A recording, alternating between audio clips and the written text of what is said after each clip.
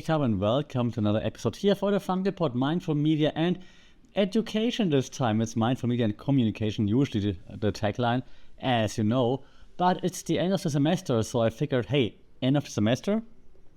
How about a little breakdown / recap of what happened this semester in regards to what worked well, what didn't work well, kind of like a reflection podcast. I teach my students that reflection is important to grow, so should also be doing that at the end of the semester. I do that usually also in podcast form, so if you want to listen to previous reflections, they're all on the channel. Check it out every 4 or 5 months or so, I guess, when the semester ends. So do check those out. Okay, so let's jump into it, right? Semester recap. What are the wins? What are some challenges? What are some lessons learned? All with a focus on higher education, of course.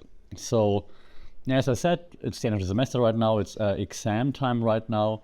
I don't do actual exams anymore.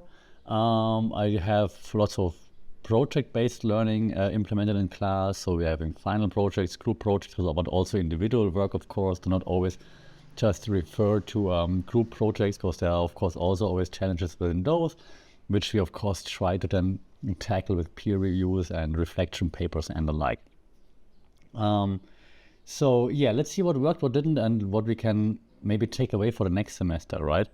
A few key highlights, I will dive into detail in a second though, have been our first ever hackathon that we organized, and I'm saying we loosely there.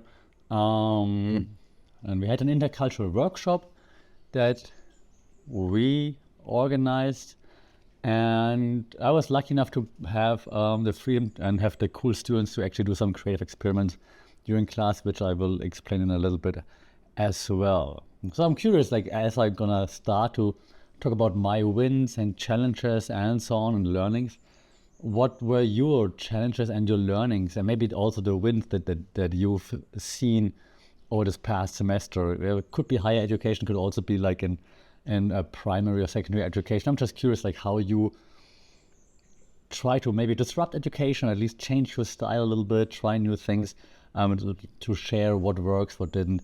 Maybe we can all learn from each other a little bit there, right? So, but let me jump into the wins first. So, one of the biggest wins and fails at the same time was our first ever hackathon. We call it Media X Hackathon, Faculty of Media and Mass Communication and Journalism, right? So the theme was like AI and communication. And it's a win because in the end, students loved it. The feedback was overwhelmingly positive. The students said it's so cool to do like some hands-on learning, tinkering, figuring things out, getting feedback from specialists right away. They said they learned a lot, they enjoyed it a lot. They would have loved to have such things more frequently, more often during their studies, which is great, right? Which is really, really, really great. I do think that we were able to bridging like AI and communication and innovation in media quite well. When we look at like metrics, KPIs, participation was great. The engagement from student side was great. And most solutions were real world applicable. That was also great. And I mean, there were lots of memorable like moments, even when students had like a breakthrough idea, for example, and oh, finally, now I get it, which you don't always have in normal classes, for example, right? So I think that was pretty cool. As for it being also a fail, and actually I plan to do like wins first and fails later, but I mean, it's the same topic, so let's jump into the fails too. I mean, the organization, it's the first time that we did a hackathon, and in the end there was not much of which is fair because, I mean, no one ever has done that before, so it's lots of like figuring out what do we need, how do we get it / them, like for example the specialists, the people that then give advice to the students, the judges, all those things, the sponsors, for example. Shout out to our sponsor teams, the team building in Bangkok. So if you're looking for team building in Bangkok or in Thailand in general, reach out to team building, who sponsored 2 of those prizes. Yeah, so they're very, very, very, very difficult to get everything aligned, also then aligned with university guidelines or with what the university is used to do, because again, the faculty has never done anything like that. So they're like, so you want to invite like how many people to be like specialists and give advice? Like why? How do we pay them? How many like food packages do you need? What they're gonna be there all day long? Like what's happening? So, right, understandable that then the admin side of things from university side struggles a little bit if they haven't had done this before. So it's just a learning all around, I guess. And shall we be motivated enough to do this again? I hope it will be smoother the next time around, and maybe it can even open to not only the own faculty but the external faculties, or maybe even external participants from outside of university. So that would be like my dream, like have a big hackathon to invite like everybody, not just our students, to participate. I think then the learning will be even bigger, and it's going to be more fun, more exchange, more networking, and all those things, right? So that's something that I'm looking forward to. Okay, then what else worked very well? Well, I had lots of classroom experience that I really enjoyed. One of the bigger / newer ones was definitely one in our GE class, in our general education class. First year students have to take this class. It's called Creativity and Communication. And we started things off for the first class of the students in the university life with team building, thanks to the sponsor I just mentioned, team building. So teams came in to then do some team building exercises, activities with our students, which was super engaging, super creative, and the students enjoyed it a lot. They got to know each other quite well right away, much better than just like, hey, introduce each other, what do you like, what don't you like. It was a very nice way to actually getting the first year students like to loosen up, to not be scared of like big scary university life now, and to get to know each other and like work with each other. So I did enjoy this a lot.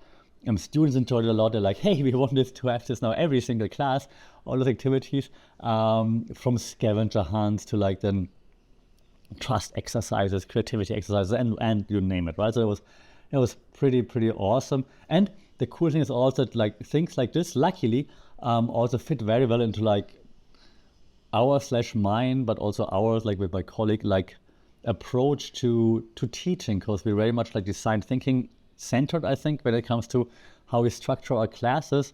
Also thanks to the affiliation with the D School at Stanford, where we took like some courses 2.5 years or so. So yeah, we very, very ideation heavy focused, of course, focus on like then creating prototypes, and then testing those prototypes right away and collaborating and so on. So that's something that fit very well into our concept of how we're teaching, which I really enjoyed quite a lot. And I mean, the third highlight was probably then the workshop we did with a primary school, the Ivy School in Bangkok, which was just cool to see. Cool that they had us, of course, and the students are great. They're really, really, really cool. But like, so my students went out as part of one of our classes to create a workshop about digital literacy for kids and their parents, and just seeing like how my kids, and I say it in quotation marks for those who are only listening, and then interact with the actual kids and try to educate and teach them and engage with them, was like this proud parent / prof moment, like, oh, look at my kids being teachers now and teaching the actual kids what we learned in class, and making theories like more tangible. That was pretty cool. And that's like also very much related to like the empathy phase in design thinking, if you will, right? Like listening to younger and also older participants, like and that then shapes the workshop approach, right? Doing some research and like meeting them first before actually doing the workshop. So the students did a great job doing this. I was very, very proud of the students being successful here. That was a very, very, very, very cool moment. And there were a few other classroom experiments, but if you listen to my previous reflections, that's what I usually do, like just trying to change things inside the classroom, taking the classroom outside of the classroom as well, for example. I did lots of field trips or went to like some immersive exhibitions and whatnot. Students had to go to like, fourth year students had to go to networking events as well, for example. Like lots of stuff that are a little bit different maybe from other classes, but I think that just helps to keep it fresh and different, and also get the students out of their rut. Like, oh, I know it's going to be a class, I'm going to sit in there. No, you're not going to sit in the lecture hall just listening. You're going out and actually doing something, right? So a few lessons that I think I learned, or they were reinforced maybe even because I was hoping that would be the case, and most of the times was that it's always good to have like some form of practical applications of theories, of course, right? Rather than just talking about them. And some of the learning theories that you're probably familiar with if you listen to this podcast episode, like experiential learning, right? What else do we have? We have self-determination, right? Or even like what I said, design thinking. If you put them in place at the right spots in your syllabus, it's actually very, very, very helpful. And it freshens it up a little bit. It's not just the same thing all the time. Students also will enjoy it. So I think that's just a very good idea while it's lots of work, also in regards to feedback and then assessment, of course, lots of work. But I think it really helps to guide the students through like different phases, such as like, when we talk design thinking, like the empathy phase, ideation phases, prototyping, iteration, and so on. And like just with hands-on approach, it just makes it way, way easier. Also, like I have quite a few self-paced assignments, for example.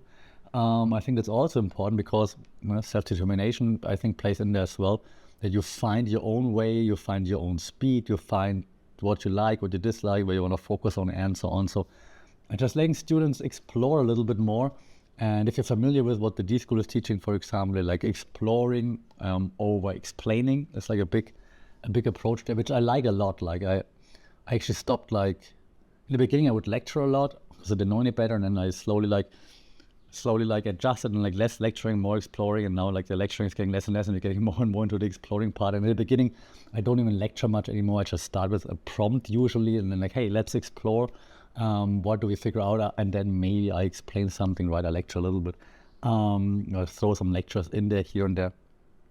But that's lots of fun, I think, for students. For me, very exhausting, but it makes it much better, much more fun, much more, I don't know, immersive for the student as well, I think. So focus on exploring. When I talk about the challenges, right, because of course not everything worked out perfectly. I mean, I hate it when students say it, so I'm only going to say it when not using it as an excuse, but it's crazy how difficult scheduling things is in academia. Like, oh my God. Universities really make it difficult to schedule things. It's crazy. Like just to get classrooms and whatnot, like crazy difficult to actually schedule stuff. Like, whew. Also, I mean, that's just very special for us, but the commute between our two campuses is just ridiculous. I mean, nobody's fault, but when you're on one campus and you have to go to the other campus, it's like, in theory, it's less than an hour. In real life, it's 2 hours, easy. In traffic jams, which makes it just frustrating. But okay, that's just something different. Also, what you wouldn't think from a university, but like technology and resource limitations are just a bit something surprising. You wouldn't assume that, right? You're like, hey, you're a big uni, we should have access to basically everything. We have everything, but getting it is just, I mean, if you're in education, you know the problem, right? You have resources somewhere at your organization, but actually getting hands on it is like a hold of it is pretty difficult. Yeah, you need to find the right people, right requests, right memos, and then it takes too long. It's just crazy. I think it's just a big problem when it comes to education anyways. I mean, I'm speaking for higher education, but I would assume in other forms of education it's similar. It's like, it's so difficult to just do things. Like, I have this idea, I want to do this, and like, yeah, but you first have to go through this or this, you jump through those hoops, and it's just so difficult, right? It's crazy. There's a reason why it's so difficult, of course, understood. Doesn't really help when it comes to motivating teachers to try new things too. I think another thing from like organizing some of the events, what I also saw is like there's some engagement gaps in there, right? Because some students did struggle to fully engage during the events, during special workshops and whatnot. And I think there are a few reasons for it. For example, I mean, one could be digital fatigue, for example, which is understandable. They're online all the time, right? So, and we're adding more like AI to it, for example. Hey, it's an AI hackathon, 2.5 days. Let's go. Just AI. Like, oh, dude, that's too much right now. Understandable, right? Uneven participation, like when you work in teams and some participate less, more, right? So of course there's also some annoyance in there, for example. Even so there's peer review, you're still annoyed that like that person doesn't help you as much as you want, of course. And I also think that, and I was thinking about this like a lot when I reflected on like the hackathon and a few other events, the cognitive load, right? There's a cognitive load theory that you're probably familiar with, which then says like if it's something is too complex, basically, this could also hinder learning. So I'm wondering if some of our events slash exhibitions slash projects have been too complex and that then might hinder the learning. But then again, if you make it too easy, it's not as challenging and you rise when you face challenges, right? So I think that's a difficult process to find like the right challenge versus too easy, too difficult. You might have been there as well, right? So if you have, let me know how you combat those challenges. I do try to spin like everything a little bit like as like a learning, of course. And when it comes to this, right, I think since we talked this design thinking earlier, I think with a stronger emphasis, even stronger emphasis on testing, like assessment maybe, but like not like exam wise, but like just testing as you go and have more feedback loops. I do work a lot with feedback, but maybe more natural feedback loops rather than right now most feedback loops are on MS Teams, which is our LMS. So maybe different kind of feedback loops that are not always looking similar. So like, we know this already from other classes. So maybe that's something that could help, I think. Also, maybe in the define phase, so still sticking with the design thinking approach, right? So in the define phase, like when you're defining things like challenges and what's happening, maybe some definitions could have been clearer. But then again, sometimes I'm unclear on purpose or not unclear, but less clear on purpose to make the explore stage bigger. So I think that's also like how much do you let them explore versus how much do you guide them, right? It's also like something that you have to like kind of figure out. So again, happy to hear how you're managing this. So I think those are some of the challenges. So having that said, right, let's focus on lessons and strategies for improvement, because I did also think a lot about this. So looking at like some of the theories that I try to implement, but maybe could implement better, right? I think, well, that's one thing that I try actually every semester, like constructivism, right? Scaffolding, like try to like mix things together, balancing everything, like balancing challenge with support, right? If you find the right balance, I think then you can maximize the student potential. If like one is bigger than the other, then it's going to be difficult. So I just think like finding the right balance is the big challenge, and I'll have to keep trying. And again, if you have any suggestions, I'm happy to listen to that. I also came across another approach to UDL. You also, if you're in education, you're familiar with the universal design for learning, and in making lessons a bit more maybe inclusive even in regards to engagement, I think. So there should be like different, I think, layers of engagement, even for the students who are a little less engaged or not engaged. It's easy for me, at least for me, like to have like the super high engagement, like, hey, let's go, and then motivate the students that want to be motivated. But of course, there are students that don't want to be engaged. And then how do you keep them also in the loop? You cannot save everybody, I understand that, but you do want to have students that might not be as, eager to voice their excitement, for example, still being involved, right? So I think that's something that I could also look at. If I look at like the framework that I'm using a lot, right, the D-School / design thinking principles, like the first step would be like the empathy stage and then the defining stage, right? So maybe being even clearer on the student needs. I think, to be honest, especially like this batch right now, we call it like the COVID kids. I think that they're just different needs to the ones before and even the ones that are coming after right now. So they're contextualizing assignments, projects to their reality, to what they're used to, might be better, more helpful.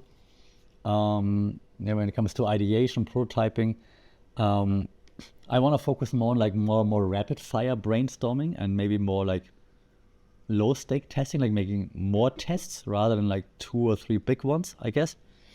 So that's my thoughts right now. And then when it comes to the iteration at the end, right, more reflection, of course, and like I said earlier, more like maybe natural reflection rather than just online/MS Teams reflection, for example, right? So maybe having earlier checkpoints even could also help with feedback. So that's something I might try to consider when it comes to the next semester. Time management wise, I feel like rather okayish, except the events, of course. So, but that's of course also like, as you probably also either know from listening to me, my educational podcasts, or now guess probably, I'm not necessarily super academic because I did work in the real world before.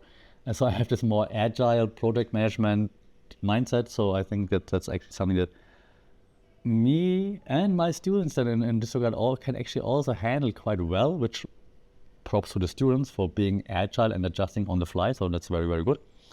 And when it comes to AI, I still think there's lots of potential there. Just gotta get better at like explaining it, I think, and showing like what to use it for rather than figure it out. It's probably better like some use case and so on, I think. Yeah, so what's next? Almost at the end. What's next? Well, good question. I got some new classes. Actually, one new class coming up next semester, storytelling class, which I'm very excited for. I will have some events again. I will have some workshops again. There will be some real life projects in some of the classes as well. Basically everything that I said, I will try to implement. I don't want to take it away now in case my students are listening. But yeah, more experiments. I'm still excited to run experiments which try different things. I have like 3 vastly different classes waiting for me next semester. So very excited about those. We'll do a recap afterward again. We'll definitely focus on keeping the design thinking approach implemented, adjusted to, of course, education, higher education. But yeah, can't wait to actually make this work. And the classes should be 2 biggish, 1 smallish class. So that should be okay. We're gonna work in groups in the bigger classes. Should be still fun. So yeah, I'm very much looking forward to that. That's on Outlook. I want to do the recap, and so that's the recap. Now, do let me know how did your semester go? What did you learn? What reflections did you have? Like, what's the feedback you gotten? What do you want to try better next time? What do you want to avoid? What are you looking forward to? Very much looking forward to like responses to that. So do shout out either social media at FunGitPod or leave your comments on Spotify, because that's what you can do now. Leave a review if you can. Like, share, subscribe. You know the drill. Until then, stay safe, take care, enjoy grading, be nice to your students, and we talk soon. This is Saudi Cal.